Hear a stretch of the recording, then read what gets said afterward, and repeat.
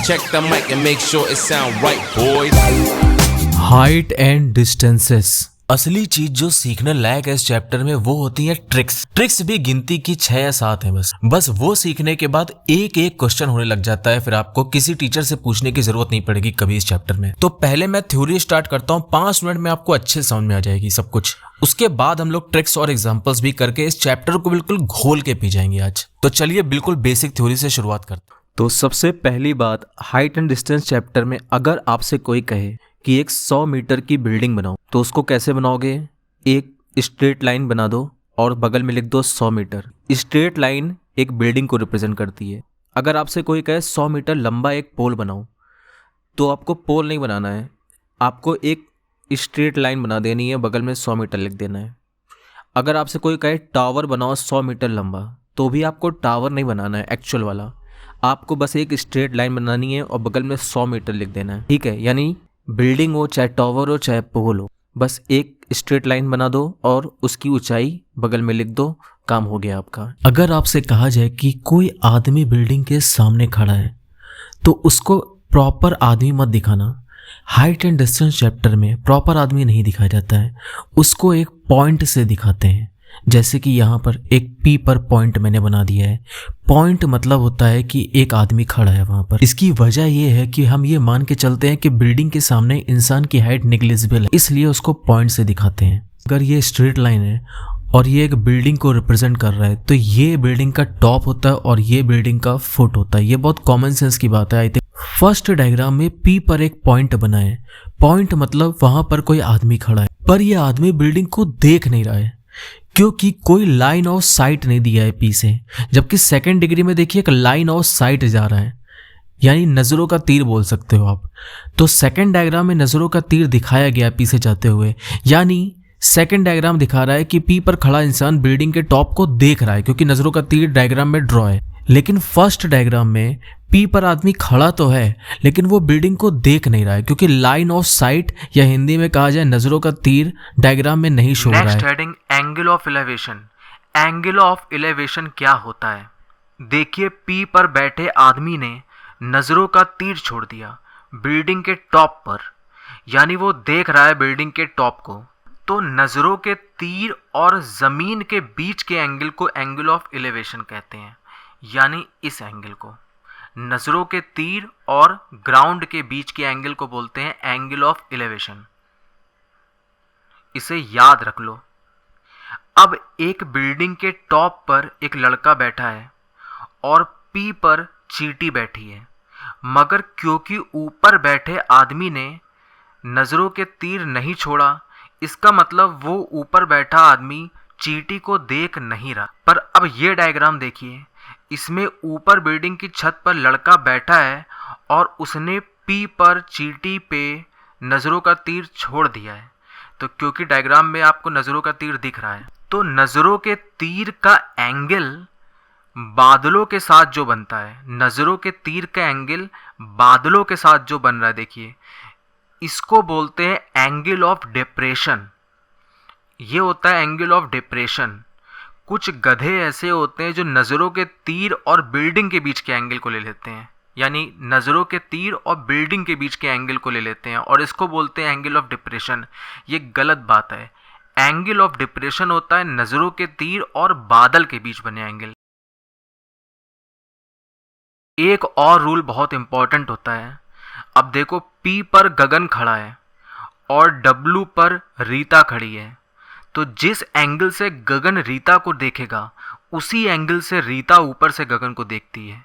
ये दोनों एंगल हमेशा इक्वल होते हैं, यानी रीता का एंगल ऑफ डिप्रेशन ऊपर से नीचे देखने वाला एंगल और गगन का एंगल ऑफ एलिवेशन, यानी गगन जो नीचे से ऊपर देख रहा है रीता को, ये दोनों सेम होंगे। एक इंसान दूसरे इंसान को जिस एंगल से नीचे से ऊपर देखता है, वो ऊपर वाला आदमी उस नीचे वाले इंसान को भी उसी एंगल से देखता है। ये रूल होता है हाइट एंड डिस्टेंस का, भूलना मत कभी। पी पर एक चींटी बैठी है और उस चींटी को ऊपर बैठा एक लड़का 45 डिग्री से देख रहा है, तो वो चींटी उस आदमी को भी 45 डिग्री से देख रही होगी। अच्छा, एक बहुत ज़रूरी बात है, सुनो ध्यान से। क्वेश्चन था, एग्जाम में आया था कि रतन एक लड़का है जो टावर को देख रहा है और रतन की हाइट दी है क्वेश्चन में 1.5 मीटर। तो बच्चों ने कहा कि रतन तो एक आदमी है और आदमी को तो पॉइंट से दिखाया जाता है हाइट एंड डिस्टेंस में। तो उन्होंने ऐसा डायग्राम बना दिया कि ये रतन है और रतन टावर को देख रहा है, मगर ये डायग्राम गलत था। सही डायग्राम देखिए इधर बना है राइट में। अब आप कह रहे हो कि सर आपने रतन की हाइट दिखा दी, रतन को भी आपने एक लाइन से रिप्रेजेंट कर दिया, जबकि आपने स्टार्टिंग में कहा था कि कोई भी आदमी पॉइंट से रिप्रेजेंट किया जाता है, लेकिन अभी आपने एक आदमी को पॉइंट की जगह लाइन से रिप्रेजेंट कर दिया। तो देखिए उसका साइन समझिए, उसका रीज़न बता रहा हूँ मैं आपको, आराम से सुनिए। अगर मेंशन की गई है हाइट किसी आदमी की क्वेश्चन में, जैसे इस क्वेश्चन में मेंशन की है कि आदमी की हाइट 1.5 मीटर है, मेंशन किया हुआ है, उस केस में आदमी को पॉइंट की जगह लाइन से दिखाया जाता है। लेकिन अगर मेंशन नहीं है, जैसे 99% क्वेश्चन में बस ये लिखा होता है कि एक आदमी है जो टावर को देख रहा है, अब उसमें ये नहीं लिखा होता है कि आदमी की हाइट 2 मीटर है या 1.5 मीटर है या 1 मीटर है। हाइट मेंशन नहीं होती है 99% क्वेश्चन में, इसलिए ज़्यादातर क्वेश्चन में इंसान को पॉइंट से दिखाते हैं। समझ गए रीज़न आप? एक आदमी बिल्डिंग के टॉप पर बैठा है और वो चींटी को देख रहा है 45 डिग्री के एंगल ऑफ डिप्रेशन से, ठीक। पर जब आप बुक में सॉल्यूशन देखोगे तो आपको ऐसा डायग्राम बना मिलेगा, यानी इसमें तो दूर दूर तक एंगल ऑफ डिप्रेशन है ही नहीं, बल्कि 45 डिग्री का एंगल ऑफ इलेवेशन दिख रहा है ना। तो क्योंकि ये रूल होता है कि ऊपर बैठा आदमी जिस एंगल से नीचे चींटी को देख रहा है, चींटी भी उस आदमी को उसी एंगल से देखती है। और ये क्वेश्चन के सोल्यूशन में रीजन नहीं दिया जाता है, ये अंडरस्टूड होता है कि इतना बच्चे को पता ही होगा, तो वो अपने आप एंगल ऑफ डिप्रेशन की जगह एंगल ऑफ एलिवेशन डाल दिया है। यानी आदमी चींटी को देख रहा था, उसकी जगह उसने क्वेश्चन को चेंज कर दिया कि चींटी आदमी को देख रही है 45 डिग्री से। आप समझ रहे हो? तो ये चीज़ जो है वो आपको बुक के सॉल्यूशन में मिलती रहेगी, तो घबराना नहीं कि यार एंगल ऑफ डिप्रेशन का क्वेश्चन था, एंगल ऑफ एलिवेशन कैसे हो गया। ये होता है हाइट एंड डिस्टेंस में, ये चीज़ थोड़ा दिमाग में लेके चलना है, ये सब चलता है। देखिए मैथमेटिक्स में चाहे आप कोई भी चैप्टर पढ़ लीजिए, केवल थ्योरी पढ़ने से आपसे क्वेश्चन कभी होने वाले हैं नहीं। जब तक आपको ट्रिक्स नहीं पता होंगी उस चैप्टर की, तब तक आपसे वो क्वेश्चन नहीं बनेंगे। तो अभी इस चैप्टर की थ्योरी कंप्लीट हो गई है, लेकिन ट्रिक्स बाकी हैं, लेकिन ये ज़रूरी है। अगर आपको ट्रिक्स नहीं मालूम है तो यकीन मानो आपसे पेपर में एक भी क्वेश्चन नहीं होगा। ऐसे बहुत बच्चे होते हैं जिनको सारी थ्योरी आती है लेकिन पेपर में क्वेश्चन नहीं बना पाते हैं। तो शुरू करते हैं क्वेश्चन नंबर 1 के माध्यम से। तो पहला क्वेश्चन यानी पहला एग्जाम्पल लेते हैं। देखिए आपकी स्क्रीन पर लिखा है a tower is 100√3 metre high. तो एक टावर है 100√3 मीटर ऊंचा। टावर कैसे दिखाते हैं, मैंने क्या बताया था आपको कि टावर को एक लाइन से दिखाते हैं। तो एक लाइन बना दीजिए, ये लाइन बन गई। नेक्स्ट लाइन क्या लिखी है, find angle of elevation of its top from a point 100 metre away from its foot. मतलब क्या हुआ कि जो टावर है उसका फुट कहाँ है, ये इस पॉइंट को फुट बोलते हैं, इसको मैं बोल रहा हूं बी पॉइंट। ओके, बी से 100 मीटर दूर गए और वहां से हम उस टावर के टॉप को देख रहे हैं। ठीक, ये देखिए नजरों का तीर मार दिया आदमी ने। 100 मीटर दूर एक आदमी खड़ा है, उसने नजरों का तीर मार दिया। और एंगल ऑफ एलिवेशन हमें नहीं मालूम है, वही हमें निकालना है, तो उसको थीटा मान लेते हैं। ओके, और टावर की हाइट दी है 100√3 मीटर, तो वो लिख दिया यहाँ पे। इंसान कितना दूर है, 100 मीटर दूर है। ओके, और इस पॉइंट का नाम दे दीजिए आप ए। तो ये CAB ट्राइंगल हो गया। इसमें बेसिक रूल लगा दीजिए। आपको परपेंडिकुलर पता है 100√3, बेस पता है 100, तो परपेंडिकुलर बाय बेस होता है tan थीटा, याद है ना। तो 100√3 upon 100 equal to tan theta हो गया। 100 कट जाएगा और √3 आ जाएगा, तो tan थीटा √3 आ गया। तो बताइए किस एंगल पर tan √3 देता है, 60 डिग्री पे देता है। तो एंगल ऑफ एलिवेशन कितना आ गया, 60 डिग्री आ गया। देखिए पढ़िए, angle of elevation of the top of a tower from a point on the ground which is 30 metre away from foot of the tower is 30 degree. Find height of tower. Correct, tower है जिसकी height नहीं दी है उसने, और उस tower से 30 metre दूरी पर एक इंसान 30 डिग्री के एंगल से ऊपर की तरफ देख रहा है बिल्डिंग के टॉप को। डायग्राम क्लियर है? मुझे हाइट नहीं पता टावर की, तो H लिख दिया मैंने। इस बिल्डिंग से 30 मीटर दूरी पर एक आदमी खड़ा है, 30 लिख दिया। और किस एंगल से देख रहा है बिल्डिंग के टॉप को, 30 डिग्री के एंगल से देख रहा है, 30 डिग्री लिख दिया। अब एक ट्राइंगल बन गया आपकी आंखों के सामने, ट्राइंगल ए बी सी। इसमें परपेंडिकुलर बाय बेस लगा दीजिए, परपेंडिकुलर एच है, बेस है 30 और परपेंडिकुलर बाय बेस होता है tan थीटा, तो tan 30 डिग्री हो गया। अब h बाय 30 इक्वल टू 1/√3 हो गया, h इक्वल टू 30/√3 आ गया। तो हम एक काम करते हैं, √3 को ऊपर नीचे मल्टीप्लाई करते हैं ताकि डिनोमिनेटर वाला √3 करके 3 हो जाए। तो आंसर आ गया 30√3/3, 30 से 3 कट गया, नेट आंसर आ गया 10√3। √3 की वैल्यू रख दोगे 1.732, तो आंसर आ जाएगा 17.32 मीटर। तो यहाँ से आपको टावर की हाइट मिल गई। अगला क्वेश्चन देखिए, कह रहा है एक काइट उड़ रही है ज़मीन से 60 मीटर ऊपर। एक काइट यानी पतंग है, वो ज़मीन से 60 मीटर ऊपर उड़ रही है और कह रहा है इंक्लाइनेशन ऑफ द स्ट्रिंग, यानी जिस डोर से पतंग बंधी हुई है उस डोर का इंक्लाइनेशन ग्राउंड के साथ 60 डिग्री है। ठीक है, 60 डिग्री बना, ये जो लाइन है 60 डिग्री बना रही है ग्राउंड के साथ। ओके, अब आपसे कह रहा है बताइए find length of string. String यानी डोर की लंबाई कितनी होगी। ओके, तो ये डायग्राम है, देखिए 60 ये है, 60 डिग्री ये। आपको बताना ये है कि लेंथ ऑफ स्ट्रिंग क्या है। परपेंडिकुलर अपन हाइपोटेनिस का रिलेशन चाहिए इस बार आपको, क्योंकि हाइपोटेनिस मिलेगी तभी लेंथ ऑफ स्ट्रिंग मिलेगी। तो सॉल्व कर लीजिए, सिंपल सा क्वेश्चन है यार। परपेंडिकुलर यानी 60, हाइपोटेनिस x, और ये परपेंडिकुलर अपन हाइपोटेनिस का फॉर्मूला होता है sin 60 डिग्री। तो ये यहाँ पे लगा दीजिए, 60/x is equal to sin 60 degree. sin 60 degree की वैल्यू होती है √3/2, x की वैल्यू आ गई 40 × √3। क्वेश्चन देखिए क्या लिखा है, एन ऑब्जर्वर 1.5 मीटर टॉल, यानी दिया हुआ है कि ऑब्जर्वर यानी मैन की हाइट है कुछ 1.5 मीटर। नहीं दिया होता तो पॉइंट लेते, लेकिन इस बार इसमें दिया हुआ है 1.5 मीटर टॉल एक ऑब्जर्वर है, ऑब्जर्वर यानी man. An observer 1.5 metre tall is 28.5 metre away from a tower. वो टॉवर से 28.5 मीटर अवे है। ठीक है, ये टावर मैंने बना दिया है बड़ा सा, 28.5 मीटर दूर खड़ा कर दिया उस आदमी को, उसकी हाइट 1.5 मीटर बना दी है। कह रहा था angle of elevation of the top of the tower from his eyes is 45 degree, यानी उसकी आंखों से बिल्डिंग के टॉप का जो एंगल ऑफ एलिवेशन है वो 45 डिग्री है। कह रहा what is the height of tower. तो देखिए ये डायग्राम बन गया, इसलिए लाइन ऑफ साइट बन गई है, और पूरा अगर h है तो ये हो गया h माइनस 1.5। अब ट्राइंगल AED में अगर आप बेसिक ट्रिग्नोमेट्री लगा दीजिए तो h minus 1.5 upon 28.5 is equal to tan 45 degree आ गया। h माइनस 1.5 इक्वल टू आ गया 28.5, तो यहाँ से h आ गया 30, और आपको h ही चाहिए था, यानी टावर की हाइट ही चाहिए था। तो आपका क्वेश्चन सॉल्व हो गया। ज़्यादा कुछ कठिन नहीं होता, बहुत सिंपल है ये। एक टैंक की डेप्थ क्या होती है, जैसे टैंक है पानी का, इसकी डेप्थ क्या होती है। इसकी डेप्थ या इसकी हाइट एक ही बात होती है। जैसे मैं आपसे बोलूँ इस वाटर टैंक की डेप्थ क्या है, यानी मैं आपसे बोल रहा हूँ इस वाटर टैंक की हाइट क्या है। ठीक, तो कंफ्यूज मत होना, डेप्थ ऑफ टैंक यानी हाइट ऑफ टैंक। अब देखो एक क्वेश्चन है, from a point on ground, ground पर एक पॉइंट है 40 metre away from foot of tower. एक टावर से 40 मीटर दूर एक पॉइंट है ग्राउंड पर, जहां से एंगल ऑफ एलिवेशन जो है टॉप ऑफ द टावर का वो 30 डिग्री है। The angle of elevation of the top of a water tank.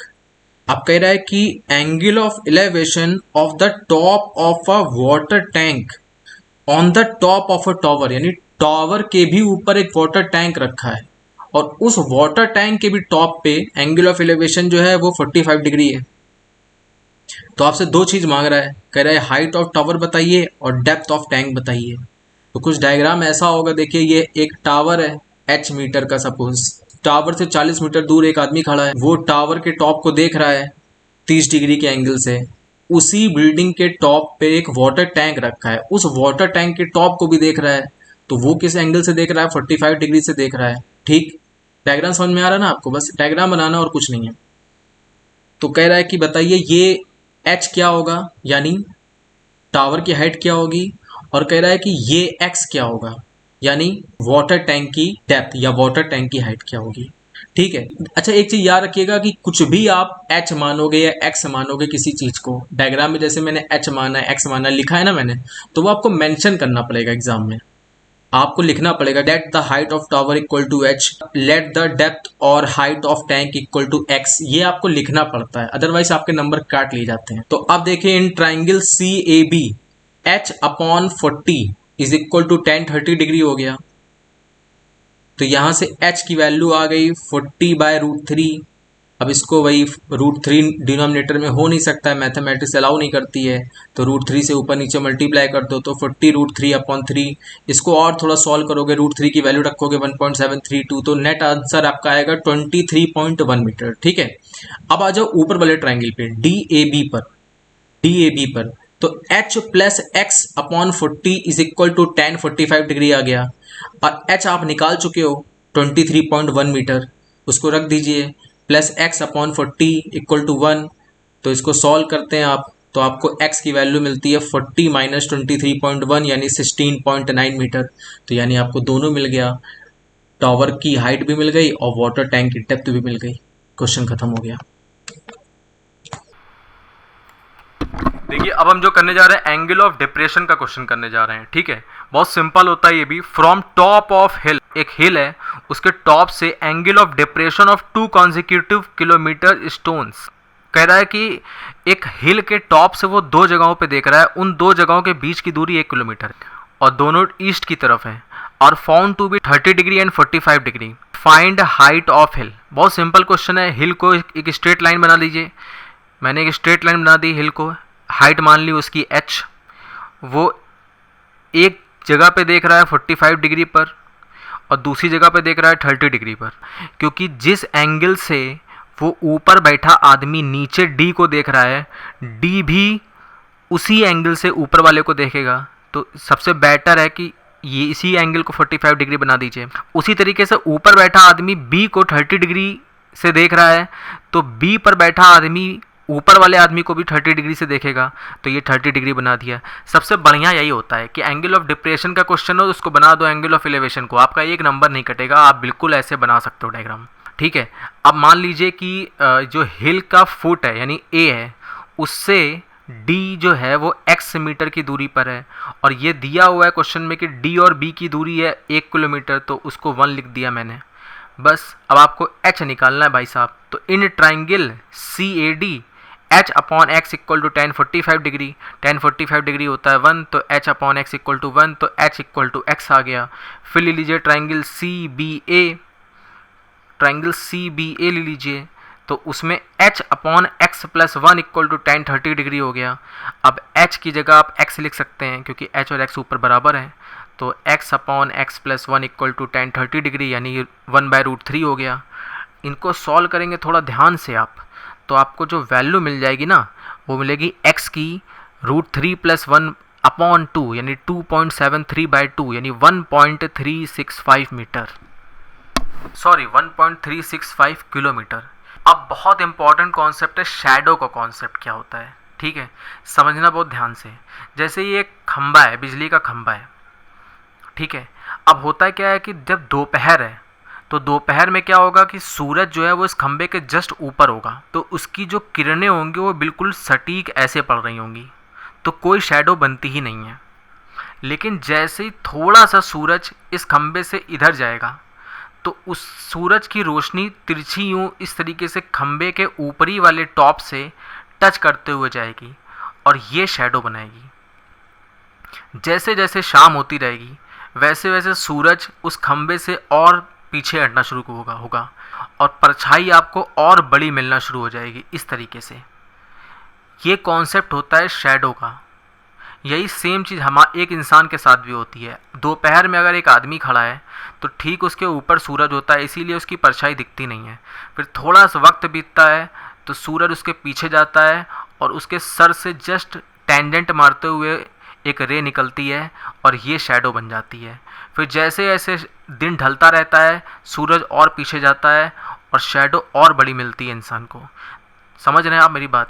तो कितनी बड़ी शैडो मिलेगी ये डिपेंड करता है कि कितनी ज़्यादा दोपहर से शाम की तरफ हम जा रहे हैं। अब एल्टीट्यूड ऑफ सन क्या हो, तो इंसान के सर को जो टच करते हुए आ रही है वो किरण ज़मीन के साथ 90 डिग्री बनाती है, तो कहा जाता है एल्टीट्यूड अभी इस वक्त सूरज का 90 डिग्री है। फिर थोड़ी देर बीतती है, 4 बजता है तो सूरज पीछे चला जाता है आदमी के। वो किरण जो इंसान के सर से टच होके आए वो ज़मीन के साथ एंगल बनाती हैं 60 डिग्री। फिर और समय बीतता है तो सूरज और पीछे जाता है और अब सूरज की किरण जो इंसान के सर से टच होते हुए जाए वो ज़मीन के साथ बनाएगा 30 डिग्री का एंगल। तो ऐसे ही इसी को बोलते हैं एल्टीट्यूड ऑफ सन, जो कि जैसे जैसे शाम होती है वो एंगल कम होता रहता है। एल्टीट्यूड मतलब जो सूरज की किरणें हैं और जो ज़मीन है उनके बीच का एंगल क्या है। अब आप ये मत कहना कि अगर सूरज मेरे पीछे तो मैं सूरज की तरफ भागूंगा तो सूरज मेरे ठीक ऊपर आ जाएगा। ऐसा नहीं होता है। आपको पता है कि अगर आप सूरज की तरफ भागेंगे तो सूरज भी उसी रफ्तार से भागेगा। तो कुल मिला के अगर सूरज आपसे इतना दूर है तो वो उतना दूर ही रहेगा। Shadow of flag staff. Flag staff मतलब वो खंबा जिस पर झंडा फहराया जाता है उसको बोलते हैं फ्लैग स्टाफ। तो कह रहा है शैडो जो है वो फ्लैग स्टाफ की is 3 times as long as the shadow of flag staff when the sun rays meet the ground at an angle of 60 degree. तो कह रहा है find the angle between sun rays and ground at time of longer shadow. देखिए मैं आपको इसका मतलब समझा। फ्लैग स्टाफ है और एक वक्त था जब सन रेज ग्राउंड के साथ 60 डिग्री बना रही थी। एक वक्त था तब बन गया डायग्राम। और कह रहा है जो इमेज थी उस वक्त यानी बीडी इमेज, ठीक है, सपोज एक्स लंबाई की इमेज थी उस वक्त, तो कह रहा है अभी उस इमेज का 3 गुना ज्यादा बड़ी इमेज बन रही है। BD अगर x था तो BA जो है वो 3x है यानी 3 गुना बड़ी इमेज हो रही है। तो कह रहा है अभी यानी इस वक्त क्या एंगल है सन रे और ग्राउंड के बीच, यानी ये जो थीटा एंगल है ये कह रहा है अभी क्या एंगल है ये बताइए। चाहे हाइट एंड डिस्टेंस का कोई भी क्वेश्चन हो एक ही तरीका होता है कि देखो कितने राइट एंगल ट्रायंगल बन रहे हैं। तो इस डायग्राम में 2 राइट एंगल ट्रायंगल बन रहे हैं, एक बन रहा है CBD और दूसरा बन रहा है CAB। बस दोनों राइट एंगल ट्रायंगल लीजिए और दोनों में 10-10 लगा दीजिए, आपका हर क्वेश्चन हो जाएगा।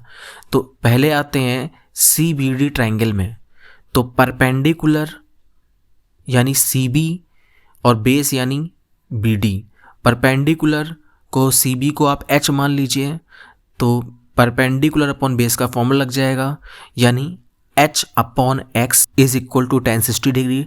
tan 60 डिग्री होता है √3, तो H इक्वल टू √3x आ गया। अब दूसरे राइट एंगल पे चले जाओ यानी CAB पे। तो इसमें परपेंडिकुलर है CB और बेस है BA यानी H upon 3x is equal to tan theta. आपको क्या चाहिए, आपको थीटा ही चाहिए। तो क्योंकि ऊपर आपने निकाला था H इक्वल टू √3x तो वो वैल्यू रख दीजिए। तो √3x ऊपर आ गया, नीचे क्या है 3x है, √3 और 3 कट जाएगा तो नीचे आ जाएगा √3। tan थीटा इक्वल टू 1/√3 हो गया। तो किस थीटा पर tan 1/√3 देगा, ऑब्वियसली 30 डिग्री पे देता है tan, यानी थीटा कितना है 30 डिग्री। यानी अभी के टाइम पे क्या एंगल बना रही है सन रे ग्राउंड के साथ 30 डिग्री बना रही है। अब हवाई जहाज वाला क्वेश्चन आइए करते हैं। An aeroplane at an altitude of 200 metre, यानी एक हवाई जहाज जो जमीन से 200 मीटर ऊंचा उड़ रहा है। Observe the angle of depression. अब ऊपर से देखेगा तो डिप्रेशन ही वाला एंगल होगा, है ना। ऊपर से हम कोई चीज देखते हैं तो बोलते हैं उसे angle of depression. Opposite points on the 2 banks of river. Banks of river मतलब होता है रिवर के 2 छोर। जैसे ये देखो रिवर जा रही ना, इसके 2 छोर होंगे, ये बीच में हवाई जहाज उड़ रहा है। तो एक छोर पे देखता है, दूसरे छोर पे देखता है। एक छोर पे कह रहा है कि देखता है तो 45 डिग्री का एंगल ऑफ डिप्रेशन होता है, दूसरे छोर को देखता है तो 60 डिग्री का एंगल ऑफ डिप्रेशन मिलता है। तो कह रहा है बताओ फाइंड विड्थ ऑफ रिवर क्या है। मान लेते हैं कि लंबी सी नदी है, उसमें हवाई जहाज उड़ता ही जा रहा है, उड़ता ही जा रहा है, उड़ता ही जा रहा है, और किसी एक जगह पर वो देखता है नदी के दोनों छोरों को, यानी बैंक ऑफ रिवर को देखता है। बैंक ऑफ रिवर मतलब नदी के छोरों, एक को देखता है 45 डिग्री पे नीचे, एक को देखता है 60 डिग्री पे नीचे। तो देखिए मान लेते हैं कि ये C पॉइंट पर हवाई जहाज है और A और B जो है वो नदी के 2 बैंक्स हैं, नदी के 2 छोर हैं, और AB क्या है, नदी की चौड़ाई है, ठीक है। और D से C की ऊंचाई कितनी है 200 मीटर, से ऊंचा कितना उड़ रहा है 200 मीटर ऊंचा उड़ रहा है। तो ये हो गया 45 डिग्री, ये हो गया 60 डिग्री। अब आपको 2 राइट एंगल ट्रायंगल दिख रहे होंगे। एक ले लीजिए triangle CAD, 200 upon x1 equal to tan 45 degree. तो यहाँ से x1 आ जाएगा 200 मीटर। और फिर ट्रायंगल CDB ले लीजिए, तो उसमें 200 upon x2 equal to tan 60 degree आ गया। तो उससे आपको x2 मिल गया। x2 आएगा 200 अपॉन √3। विड्थ ऑफ रिवर क्या है, x1 प्लस x2 दोनों जोड़ दीजिए तो चौड़ाई आ जाएगी पूरी रिवर की, तो दोनों को जोड़ दीजिए तो 200 प्लस 200 बाय √3 की वैल्यू रखेंगे 1.732, सॉल्व करेंगे तो आपको नेट आंसर मिलेगा 315.4 मीटर। एक बहुत इंपॉर्टेंट चीज़ होती है डेक ऑफ शिप। देखिए डेक ऑफ शिप मतलब ये होता है कि जो शिप का सबसे ऊपरी हिस्सा होता है, जैसे ये डायग्राम देखिए आप, ये एक जहाज है, इसका सबसे ऊपरी हिस्सा जिसमें लोग खड़े हैं इसे बोलते हैं डेक ऑफ शिप। ठीक है, तो ये वर्ड अच्छे से याद रखिएगा। क्वेश्चन है a man standing on the deck of ship, एक मैन है जो खड़ा है डेक ऑफ शिप पे, और which is 10 metre above water level, यानी वो आदमी जो है वो वाटर लेवल से 10 मीटर ऊपर खड़ा है। He observe angle of elevation of the top of hill, मतलब हिल के टॉप को देखता है, और किस एंगल से देखता है, 60 डिग्री के एंगल पे। और फिर वो देखता है एंगल ऑफ डिप्रेशन, यानी उस हिल के बेस को देखता है, तो वो नीचे की तरफ होता है बेस, तो उसको देखता है तो वो 30 डिग्री के एंगल से देखता है। तो कह रहा है कैलकुलेट करिए distance of hill from the ship, और कह रहा है कि हाइट ऑफ हिल बताओ। तो देखिए BD जो है वो है समंदर का वाटर लेवल, यानी जो समंदर का पानी बहता है वो BD है, और पानी से 10 मीटर ऊपर एक मैन खड़ा है, यानी मान लेते हैं कि शिप की डेक जो है वो BA है और A पर कोई आदमी खड़ा है। ओके, अब A पर जो आदमी खड़ा है वो सामने एक हिल को देख रहा है, तो वो हिल मैंने बना दी है DC, तो वो हिल के टॉप को देख रहा है, यानी C को देख रहा है 60 डिग्री के एंगल ऑफ एलिवेशन से। बेस ऑफ हिल मतलब होता है एक हिल का सबसे निचला हिस्सा, तो सबसे निचला हिस्सा वो कौन सा होगा, यानी D पॉइंट, तो उसका एंगल ऑफ डिप्रेशन दिया है 30 डिग्री, और इस पॉइंट का नाम आप रख दीजिए E पॉइंट। देखिए AB अगर 10 मीटर है तो ऑब्वियसली DE भी 10 मीटर हो जाएगा, और EC आपको नहीं मालूम है, तो EC को सपोज हम H मान लेते हैं। अच्छा, तो पहले आइए ट्राइंगल CAE में, तो परपेंडिकुलर है H और बेस कितना है X, H अपॉन X हो जाएगा tan 60 डिग्री, 60 डिग्री होता है √3, तो H इक्वल टू √3x हो गया। ठीक है, यानी H और X में एक रिलेशन निकल के आ गया है। अब हाइट एंड डिस्टेंस में एक ही ट्रिक होती है कि सिर्फ आपको राइट एंगल ट्राइंगल देखने पड़ते हैं, बस और कुछ नहीं करना पड़ता है, वो आएगा ABD। अब ABD में देखिए परपेंडिकुलर यानी AB और बेस यानी BD, परपेंडिकुलर अपॉन बेस होता है tan थीटा, तो tan 30 डिग्री हो जाएगा। tan 30 डिग्री होता है 1/√3, तो 10/x इक्वल टू 1/√3। इसको सॉल्व करेंगे आप तो आपको x की वैल्यू मिल जाएगी, और ऊपर आपने निकाला था h इक्वल टू √3x, तो यहाँ पर x रख देंगे आप, तो x की वैल्यू 10√3, तो आपका आंसर आ जाएगा h 10 × 3 यानी 30 मीटर। तो आपको h मिल गया 30, हिल था CD, तो 30h आया प्लस 10 यानी 40 मीटर जो है वो आ गई हिल की हाइट। और हिल से कितना दूर है शिप, यानी x कितना निकला 10√3। मान लीजिए एक जहाज है और ये एक बच्चा है जो जहाज को देख रहा है। अभी अगर 30 डिग्री है और ये जहाज बच्चे से दूर जा रहा है तो एंगल क्या हो जाएगा, एंगल कम हो जाएगा ना यार। तो इतना याद रखिएगा कि अगर आपसे ऊपर कोई चीज़ उड़ रही है तो वो जितना आपसे दूर जा रही है उतना एंगल ऑफ एलिवेशन कम होता जाएगा, और जितना आपके पास आएगी उतना एंगल ऑफ एलिवेशन बढ़ता जाएगा। ये कॉमन सेंस की बात है, रटने की जरूरत नहीं है आपको। अब एक हवाई जहाज वाला क्वेश्चन ये करते हैं, बहुत इंपॉर्टेंट है वो भी। कह रहा है कि angle of elevation of jet plane, एक जेट प्लेन का angle of elevation from a point A on the ground, ground पे एक पॉइंट है ए, उससे एक जेट प्लेन का एंगल ऑफ एलिवेशन है 30 डिग्री। ठीक, फिर 30 सेकंड होता है और वो जहाज उड़ जाता है काफ़ी दूर तक। अब एंगल ऑफ एलिवेशन जो है वो बढ़ के 60 डिग्री हो गया, इसका मतलब जहाज पास आ गया, एंगल ऑफ एलिवेशन बढ़ गया यानी कि जहाज पास आ गया। ठीक है, तो कह रहा है if height of the plane is constantly 3600√3 metre. कह रहा हाइट जो है प्लेन की वो बढ़ घट नहीं रही है, वो सेम हाइट पर उड़ रहा है 3600√3 मीटर। तो कह रहा find speed of jet plane, तो जेट प्लेन की स्पीड क्या है ये बताइए। जेट प्लेन की speed height and distance chapter में हमेशा हम ये मान के चलते हैं बढ़ती घटती नहीं है। यानी अगर 2 घंटे भी कोई प्लेन उड़ेगा तो अगर वो 100 किलोमीटर प्रति घंटे की रफ्तार से उड़ रहा है तो वो पूरे टाइम 100 किलोमीटर प्रति घंटे की रफ्तार से ही उड़ता है। याद रखना, हाइट एंड डिस्टेंस चैप्टर में कोई भी जहाज अगर उड़ेगा तो उसकी रफ्तार बढ़ती घटती नहीं है, एक ही रफ्तार में उड़ेगा वो। जैसा कि बच्चा देख रहा है कि 30 सेकंड बाद जहाज उसके पास आ गया, तो अगर वो 30 सेकंड तक जिस स्पीड से उड़ा होगा वही स्पीड से वो 10 घंटे भी उड़ा होगा। तो अगर कोई बोल रहा है कि जहाज की स्पीड बताओ क्या है, तो हम वो 30 सेकंड के लिए जहाज की स्पीड निकाल लेंगे। अगर 30 सेकंड के लिए जहाज की स्पीड मान लो 500 किलोमीटर प्रति घंटा है तो हमेशा ही जहाज की स्पीड 500 किलोमीटर प्रति घंटा ही होगी, ये हम मान के चलते हैं। ठीक है, ओके। तो चलिए, इनिशियली क्या होता है कि जहाज मान लीजिए क्यू पे था और बच्चा ए पे देख रहा था, ए से जहाज को, क्यू पर जहाज था, 30 डिग्री पे देख रहा था। थोड़ी देर बाद जहाज पी पर आ गया है और अब बच्चा जब देख रहा है तो उसको एंगल ऑफ एलिवेशन 60 डिग्री का दिख रहा है। ये फाइनल पोजीशन हो गई। तो ये आपका एक डायग्राम बन गया। क्यू ए दिख रहा है ना, पी क्यू सी बी, एक 5 पॉइंट आ गए हैं। तो in triangle P A B पर आइए, पी ए बी पर 3600√3 तो ऊंचाई है प्लेन की। ये दूरी मान लीजिए x2 है और ये एंगल 60 डिग्री है, तो tan 60 डिग्री हो गया। tan 60 डिग्री होता है √3 कट गया, तो यहाँ से x2 आ गया 3600 मीटर। देखिए, AB को मैंने x2 माना था, लेकिन AC कंप्लीट पूरे AC को मैं x1 मानूंगा। तो ट्रायंगल देखिए QCA में परपेंडिकुलर है 3600√3 और ट्रायंगल QAC में बेस क्या है AC, और AC को क्या माना है मैंने, x1 माना है। तो परपेंडिकुलर बाय बेस का फॉर्मूला लगा दीजिए।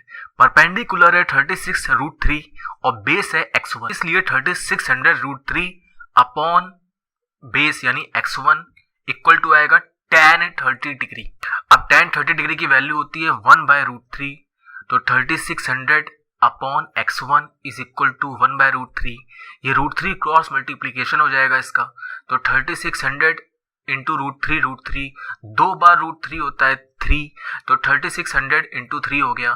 तो यहां से x1 की वैल्यू आ गई 10,800 मीटर। अच्छा, आपको निकालना क्या था कि 30 सेकेंड में एयरप्लेन कितना ट्रैवल किया है। C से लेकर B तक की डिस्टेंस आपको निकालनी थी, तो BC आपको निकालना है। तो देखिए, पूरा AC आपने निकाल लिया 10,800 और AB आपने निकाला है, और AB यानी x2 निकला था 3,600।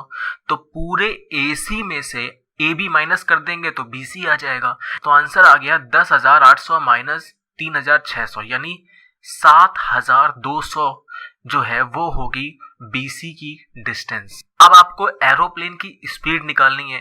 एरोप्लेन की स्पीड Q से P तक चलते हुए क्या होगी, तो स्पीड का मतलब होता है डिस्टेंस अपॉन टाइम।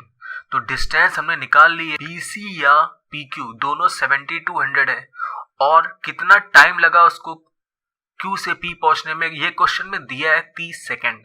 तो डिस्टेंस लिख दिया 7200, टाइम लिख दिया 30 और डिवाइड करेंगे तो आंसर आएगा 240 मीटर पर सेकेंड। अच्छा, एक बात बहुत इंपॉर्टेंट है कि कभी कभी आपको एग्जाम में मीटर पर सेकंड की जगह किलोमीटर पर आवर में दिया हो, तो देखिए मीटर पर सेकंड से किलोमीटर पर आवर में अगर कन्वर्ट करना है तो आपको 18/5 से मल्टीप्लाई करना पड़ता है, ये याद रख लीजिए हमेशा। और अगर किलोमीटर पर आवर में दिया हुआ है स्पीड और आपको मीटर पर सेकंड में लाना है तो 18/5 का रेसिप्रोकल से मल्टीप्लाई करना, यानी 5/18 से मल्टीप्लाई करना। तो 240 मीटर पर सेकंड को हमको किलोमीटर पर आवर में लाना है, यानी 18/5 से मल्टीप्लाई करेंगे। अब इसको सॉल्व करेंगे, जब आप 240 इंटू 18/5 काटेंगे थोड़ा ऊपर नीचे से, तो आंसर आएगा 864 किलोमीटर पर आवर, यानी क्वेश्चन सॉल्व हो गया। एरोप्लेन की स्पीड जो है वो है 864 किलोमीटर पर आवर। ओके, देखिए एक बड़ा इंपॉर्टेंट कॉन्सेप्ट होता है हाइट एंड डिस्टेंसेस में, ब्रोकन ट्री का कॉन्सेप्ट। जैसा कि आपको डायग्राम में दिख रहा है, एक पेड़ है जो कुछ ऊपर से टूट गया है और टूटने के बाद उस पेड़ का जो एंड है वो जमीन पे टच कर रहा है, तो इसको बोलते हैं ब्रोकन ट्री, कि उसका एंड जो है वो जमीन पे टच कर रहा है। जैसे ये क्वेश्चन है, a tree broken by wind the top struck the ground, यानी एक पेड़ टूट गया है हवा से और उसका टॉप जो है वो जमीन को छू रहा है at an angle of 30 degree, यानी ये एंगल कितना है 30 डिग्री होगा। और at a distance of 30 metre from root. Root से कितना दूर है? 30। तो ये डिस्टेंस कितनी होगी? 30 होगी। तो कह रहा है find whole height of tree. कह रहा है कंप्लीट ट्री की हाइट कितनी है? तो कंप्लीट ट्री की हाइट मतलब होता है कि ये जो वर्टिकल दिख रहा है देखिए, ये प्लस ये जो टूटा हुआ हिस्सा है, ये इन दोनों को जब आप जोड़ देते हैं तो कंप्लीट हाइट आती है ट्री की। तो ट्रायंगल में पहले x निकालते हैं। तो x के लिए परपेंडिकुलर बाय बेस का फॉर्मूला लगा दीजिए। तो x बाय 30 हो गया tan 30 डिग्री। tan 30 डिग्री की वैल्यू होती है 1/√3। तो x इक्वल टू 30/√3 हो गया। मैथ्स में डिनोमिनेटर में कभी भी अंडर रूट वाला नंबर नहीं होता है। तो फाइनली आ गया 30√3/3। 3 से 30 कट जाएगा तो 10√3 हो गया।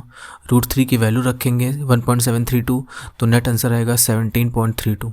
x निकल गया, अब y निकालते हैं। तो y हाइपोटेनस है। बेस बाय हाइपोटेनस का फॉर्मूला होता है cos 30 डिग्री। बेस है 30, हाइपोटेनस है y। इसको सॉल्व करेंगे, cos 30 डिग्री की वैल्यू रखेंगे तो y निकल के आएगा 34.64 मीटर। अब x आप पहले ही निकाल चुके हैं, y आपने अभी निकाला है, और x और y दोनों को जोड़ देंगे तो कंप्लीट ट्री की हाइट आ जाएगी। यानी गिरा हुआ पेड़ और खड़ा हुआ पेड़ दोनों आप जोड़िए 51.96 मीटर आ जाएगा। देखिए ये बहुत इंपॉर्टेंट क्वेश्चन होता है, बैलून वाला क्वेश्चन, हाइट एंड डिस्टेंसेस में। अगर बैलून है हवा में कोई, जैसे आपने देखे होंगे कभी कभी मेलों में ऐसे बैलून ऊपर की तरफ ऐसे बने होते हैं, तो ऐसा एक बैलून है। तो बैलून अगर आपको दिखाना है हाइट एंड डिस्टेंसेस चैप्टर में, तो बैलून को एक सर्कल से दिखाते हैं। यानी ये ग्राउंड बनाया आपने, ग्राउंड कैसे बनेगा? एक लाइन से बनेगा। और बैलून अगर आपको दिखाना है तो ऐसे सर्कल बना दीजिए। यानी ये डायग्राम होता है हाइट एंड डिस्टेंसेस चैप्टर में बैलून का। ओके, अब अगर ग्राउंड पर कोई इंसान उस बैलून को देख रहा है, सपोज पी पर एक लड़का खड़ा है और वो बैलून को देख रहा है ऊपर, तो बैलून को कैसे देखेगा? ये नजरों का तीर चला जाएगा, है ना। यही सबसे बड़ी आपकी गलती है। नजरों का तीर ऐसे नहीं बनता है बैलून के केसेस में। बैलून के केस में नजरों का तीर यू बनेगा, ऐसा डायग्राम। यानी ऊपर एक टेंजेंट जाएगी सर्कल पे और नीचे एक टेंजेंट जाएगी सर्कल पे। तो अगर कोई भी इंसान ग्राउंड पर खड़ा है पी पॉइंट पर और वो बैलून को देख रहा है, तो नजरों के तीर ऐसे बनते हैं। यानी दो नजरों के तीर बनते हैं, एक नजरों का तीर नहीं बनता है। इस बात को कभी भूलना मत। ओके, सेकंड चीज, एक बैलून का सेंटर कहाँ होता है? बैलून का सेंटर अगर आपको दिखाना है तो आप क्या करिए, इस सर्कल का सेंटर दिखा दीजिए। सर्कल का सेंटर ही बैलून का सेंटर होता है। कोई आपसे कहेगा बैलून का सेंटर क्या है, आप कहना ये सी पॉइंट। सी पॉइंट ही बैलून का सेंटर है। जो सर्कल का सेंटर है वही बैलून का सेंटर होता है। ठीक है, तो कमाल की बात क्या होती है कि सपोज अगर पी पर खड़ा इंसान बैलून को देख रहा है अल्फा एंगल से, ठीक है, और आपने पी को सी से जोड़ दिया, तो ये जो दो एंगल बनते हैं ये हमेशा हाफ हाफ होते हैं। यानी ये अल्फा/2 होगा और ये अल्फा/2 होगा। ये चीज हमेशा याद रखिए। अगर क्वेश्चन में दिया है कि पी पर खड़ा इंसान बैलून को देख रहा है 60 डिग्री के एंगल से, तो इसका मतलब क्या हुआ कि पीसी लाइन जो है वो 60 डिग्री को दो बराबर एंगल में डिवाइड करेगी। यानी ये 30 डिग्री होगा और ये भी 30 डिग्री होगा। सेकंड क्वेश्चन कि पी पर खड़ा इंसान अब की बैलून को नहीं देख रहा है बल्कि बैलून के सिर्फ सेंटर को देख रहा है। तो बैलून के सेंटर को देख रहा है तो उसका डायग्राम कैसे बनेगा? उसमें बस एक ही लाइन जाएगी, ये लाइन पीसी लाइन। ये नजरों का तीर चला गया, बस। समझ रहे हैं? फर्क है। ये देखिए दो डायग्राम है। ये फर्स्ट डायग्राम में क्या है, पी पर खड़ा आदमी बैलून के सेंटर को देख रहा है। सेकंड डायग्राम में पी पर खड़ा आदमी पूरे बैलून को देख रहा है। पूरे बैलून को देखेगा तो दो नजरों के तीर आपको बनाने पड़ेंगे, और अगर सेंटर को देखेगा तो सिर्फ एक नजरों का तीर बनेगा। तो ये होती है थ्योरी बैलून की। बैलून वाले क्वेश्चन हाइट एंड डिस्टेंसेस में आएंगे तो डायग्राम आपको बनाना आना चाहिए। बहुत बड़ी बात नहीं है, ये सिंपल सी बात होती है। ओके, तो ये बैलून का थोड़ा सा कॉन्सेप्ट होता है जो जानना जरूरी है। अब एक क्वेश्चन करते हैं बैलून वाला, उससे आपको बिल्कुल क्रिस्टल क्लियर हो जाएगी सारी पिक्चर। तो देखिए क्वेश्चन है आपके सामने, a round balloon of radius R. तो मैंने बना दिया ये बैलून रेडियस आर है। Subtends an angle alpha at the eye of the observer. यानी सपोज पी पर कोई ऑब्जर्वर खड़ा है, उस पर अल्फा एंगल बना रहा है। तो अगर अल्फा एंगल बना रहा होगा तो ये पी को सी से जोड़ेंगे तो ये दोनों अल्फा/2 और अल्फा/2 हो जाएगा, है ना। अगली लाइन लास्ट में क्या है, while the angle of elevation of its center is beta, यानी सेंटर पर कितना एंगल बना रहा है, बीटा बना रहा है। तो आपको पता है कि अगर ऑब्जर्वर सेंटर को देखता है तो दो नजरों का तीर नहीं, एक ही नजरों का तीर बनता है, तो उसको आपने जोड़ दिया, तो यानी कि P को C से जोड़ दिया आपने। ये एंगल कितना है, बीटा है, तो बीटा लिख दीजिए इसको। तो ये अल्फा/2 है, और ये एंगल जो है, यानी कौन सा एंगल, CPB एंगल जो है उसको बोल दिया मैंने बीटा। ठीक है, आपसे क्वेश्चन में क्या कह रहा है कि prove that height of centre of balloon, यानी बैलून के सेंटर की हाइट जो है वो ये होगी r sin बीटा cosec α/2। ये प्रूव करना है आपको। ठीक है, तुम्हें दिमाग पे बिल्कुल जोर नहीं डालना है, मैं करके दिखा रहा हूं, तुम बस ध्यान से समझते रहो। अच्छा, आपको सेंटर की हाइट चाहिए, यानी आपको क्या चाहिए, आपको CB चाहिए। तो CB के लिए आप राइट एंगल ट्रायंगल ले लीजिए, CBP राइट एंगल ट्रायंगल ले लीजिए। आपको निकालना क्या है, CB निकालना है, CB यानी परपेंडिकुलर। अच्छा, आपको मालूम है कि परपेंडिकुलर अपॉन हाइपोटेनस होता है साइन थीटा। तो ट्रायंगल CBP में देखिए, परपेंडिकुलर है CB और हाइपोटेनस क्या है, CP है। तो आपने लिख दिया sine beta is equal to CB upon CP। ठीक है, आपको चाहिए क्या, CB चाहिए आपको। तो CB की वैल्यू कितनी आ जाएगी, CB इक्वल टू आ गया CP इंटू साइन बीटा, यानी CB आपको निकालना है तो वो तो आ गया CP इंटू साइन बीटा। लेकिन CP में आंसर नहीं दिया है। देखो, जो प्रूफ करना है वो दिया है सेंटर ऑफ बलून की height r sine beta cosec α/2, है ना, और हमारा आंसर आ रहा है CP में, यानी CP भी निकालना पड़ेगा। तो देखिए, CP निकालने के लिए आप आ जाइए राइट एंगल ट्रायंगल PAC में।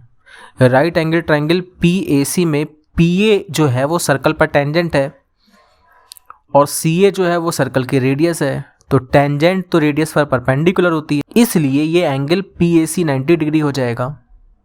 अब PAC 90 डिग्री है तो उसके सामने की साइड हाइपोटेनस कहलाती है, यानी PC साइड जो है वो हाइपोटेनस हो जाएगी। तो राइट एंगल ट्रायंगल PAC में परपेंडिकुलर अपॉन हाइपोटेनस का फॉर्मूला लगाइए। परपेंडिकुलर है CA और हाइपोटेनस है CP। तो परपेंडिकुलर अपॉन हाइपोटेनस क्या होता है, साइन होता है ना। तो perpendicular CA upon hypotenuse CP is equal to sine α/2 आ गया, यानी कि CP कितना हो जाएगा, CA अपॉन साइन α/2। और ऊपर देखिए CB निकालने में CP तो चाहिए था, तो CP की वैल्यू आ चुकी है CA अपॉन साइन α/2। अब CA कितना है, रेडियस है सर्कल की, CA जो है सर्कल की रेडियस है, तो CA की जगह स्मॉल r लिख दीजिए। तो यहाँ से CP की वैल्यू आ गई स्मॉल r अपॉन साइन α/2। इसको ऐसे भी लिख सकते हैं कि स्मॉल r इंटू कॉसेक α/2। बस अब ये CP की वैल्यू अपने फॉर्मूले में रख दीजिए ऊपर वाले CB पे। तो CB equal to CP sine beta था, यानी R कॉसेक α/2 साइन बीटा हो गया। और यही आपको देखो प्रूफ करना था, तो क्वेश्चन आपका प्रूफ हो गया। देखिए, अगर कोई नदी या नहर है तो उस पे परछाई का एक कॉन्सेप्ट होता है। तो स्क्रीन पे जो फोटो है उसको देखिए, नदी की जो लेयर है यानी जिस पर पानी बहता है, उससे जितना ऊपर पेड़ है उतना ही अंदर भी पेड़ की परछाई जा रही है। आराम से देखिए, जितना लंबा पेड़ है उतना ही अंदर तक परछाई जा रही है ना। ये कॉन्सेप्ट होता है किसी भी नदी या नहर में परछाई बनने का। उसी तरीके से देखो, ये आदमी जो पेड़ पर बैठा हुआ है, अगर ये पानी से 5 मीटर ऊपर बैठा है तो देखो इसकी परछाई पानी के 5 मीटर गहरी जा रही है। ये बहुत इंपॉर्टेंट कॉन्सेप्ट होता है। सपोज अगर बादल नदी की लेयर से 1 किलोमीटर ऊपर है तो अंदर हमको उसकी परछाई भी 1 किलोमीटर अंदर तक दिखाई देगी।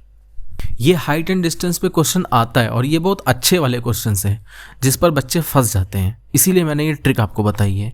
अब एक जल्दी से छोटा सा क्वेश्चन कर लोगे तो आपको बहुत ज़्यादा क्लियर हो जाएगा। देखिए, स्क्रीन पर एक क्वेश्चन है, if angle of elevation of a cloud from a point h metre above a lake. देखिए, इस क्वेश्चन का मतलब ये है कि लेक यानी नहर से h मीटर ऊपर एक बंदा बैठा है और वो क्लाउड को देख रहा है अल्फा के एंगल ऑफ एलिवेशन से। इस तरीके का डायग्राम जैसा स्क्रीन पे आपको दिखाई दे रहा है। उसके आगे देखिए क्या लिखा है, the angle of depression of its reflection, यानी क्लाउड जो ऊपर बना हुआ है उसका रिफ्लेक्शन लेक पे बन रहा होगा। तो जितनी ऊपर क्लाउड है लेक के उतने ही अंदर तक रिफ्लेक्शन जा रहा होगा।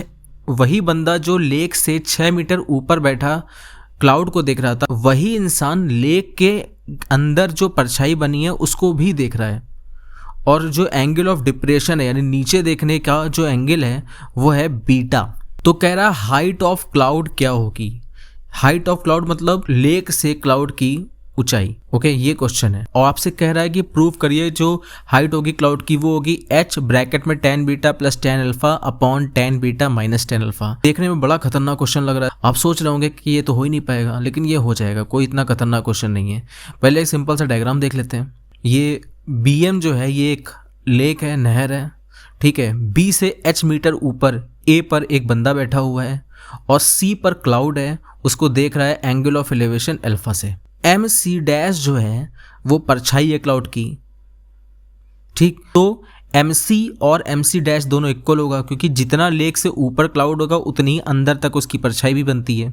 फिर A को MC वाली लाइन से मिला देते हैं ऐसे डॉट डॉट डॉट करते हुए, और जहाँ मिलती है उस पॉइंट को D मान लेते हैं। तो सपोज हमने DC को क्या मान लिया, X मान लिया, ओके, ताकि राइट एंगल ट्राइंगल CAD में कुछ खेल हो सके। भाई X परपेंडिकुलर का काम करेगा और AB H है तो DM भी H होगा, और MC डैश तो आपको पता ही है कि MC और MC डैश दोनों इक्वल हैं, तो MC डैश कितना होगा, वो होगा X प्लस H हो जाएगा। भाई अगर ऊपर वाला X प्लस H है तो MC डैश भी तो X प्लस H होगा। आपको निकालना क्या है, height of cloud. Height of cloud कहाँ से, लेक से यानी BM से, तो वो क्या होगा, MD प्लस DC होगा, यानी H प्लस X आपको निकालना है। यानी एक बार H निकालना है, एक बार X निकालना है, ठीक है। तो पहले X निकालते हैं। तो X के लिए आ जाइए ट्राइंगल CAD में। अब CAD में परपेंडिकुलर है X और बेस है AD, ओके, और परपेंडिकुलर बाय बेस होता है tan, यानी AD को हमने मान लिया y, तो x बाय y जो हो जाएगा वो हो जाएगा tan अल्फा, तो x by y tan alpha हो जाएगा। तो देखिए यहाँ से y इक्वल टू आ गया x अपॉन tan अल्फा, या इसको बोल सकते हैं x कॉट अल्फा। आपको निकालना क्या है, आपको लेक से क्लाउड तक की डिस्टेंस निकालनी है, यानी MD प्लस DC ये निकालना है आपको, यानी H प्लस X निकालना है। तो H तो ऑलरेडी दिया हुआ है, मतलब जो आपको प्रूफ करना है वो H में ही प्रूफ करना है, तो उसको निकालने की तो ज़रूरत नहीं है, X आपको चाहिए। तो हमारा अगला मोटिव यही होगा कि किसी तरीके से X की वैल्यू निकाल दें। तो बस उसके लिए एक ट्रायंगल ले लीजिए C डैश AD। अब ये एंगल बीटा है, तो परपेंडिकुलर यानी C डैश D और बेस यानी DA। तो परपेंडिकुलर C डैश D हो गया C dash M plus MD यानी X प्लस H और अपॉन DA आपने Y माना था, is equal to tan beta. तो यहाँ पर x plus 2h upon y equal to आ गया tan बीटा, और y की वैल्यू आपने ऊपर निकाली है x कॉट अल्फा, तो वो रख दीजिए। x कॉट अल्फा उस तरफ जाएगा,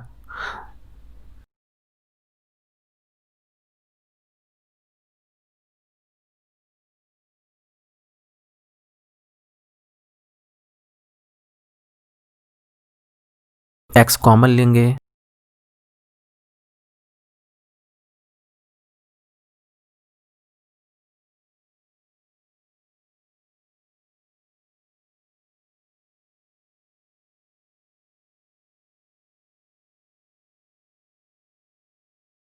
तो यहाँ से x की वैल्यू आ गई 2h tan alpha upon tan beta minus tan alpha, ठीक है।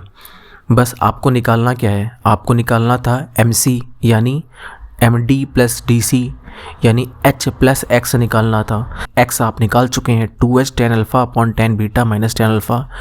अब दोनों को जोड़ दीजिए तो आपको लेक से लेकर क्लाउड तक की डिस्टेंस आ जाएगी। देखिए स्क्रीन पर tan alpha plus tan beta upon tan beta minus tan alpha आ जाएगा, और यही आपको प्रूव करना है। तो ये सॉल्व करके अपने आप ही h tan alpha plus tan beta upon tan beta minus tan alpha आ जाएगा, और यही आपको प्रूव करना है। तो इसी के साथ हाइट एंड डिस्टेंसेस चैप्टर खत्म होता है, और आपको समझ में आ गया तो बस खुशी मनाइए, गरीबों में मिठाई बंटवाइए, और फिर मिलते हैं हम लोग किसी नए टॉपिक को लेकर। तब तक के लिए खुश रहिए, आबाद रहिए।